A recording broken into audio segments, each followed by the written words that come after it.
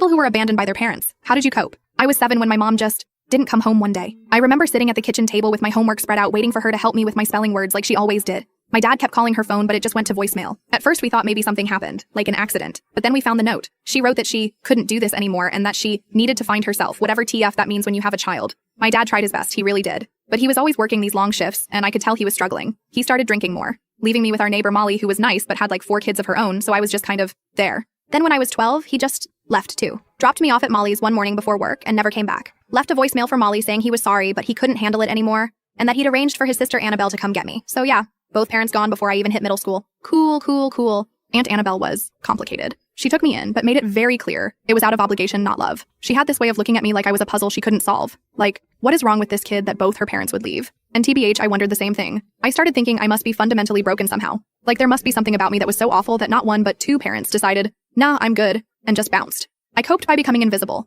Literally tried to take up as little space as possible. Never asked for anything. Got straight A's. Kept my room spotless. Never had friends over. Not that I had many. Just tried to be so perfect that nobody would have any reason to leave me again. When I was like 15, I went through this phase where I was obsessed with finding them. Spent hours online searching social media, people finder websites, anything I could think of. I found my mom's Facebook eventually. She was living in Arizona with some guy. Had 2 more kids. Looked happy. I messaged her, but she never responded. My dad was harder to find. No social media presence. Aunt Annabelle wouldn't talk about him. It was like he'd vanished. I started acting out in high school. Nothing major, just stupid stuff. Skipping classes, talking back, staying out past curfew. Part of me wanted Aunt Annabelle to kick me out too, just to prove my theory that I was fundamentally unlovable. But she didn't. She'd just sigh and say, "Is this really who you want to be?" Which somehow hurt worse. College was when things started to shift for me. I met this professor in my psychology class who specialized in childhood trauma. She recommended this book about abandonment, and I literally stayed up all night reading it. And there was this one line that just broke me. It said, "Children who are abandoned don't wonder what's wrong with the parent who left. They wonder what's wrong with themselves."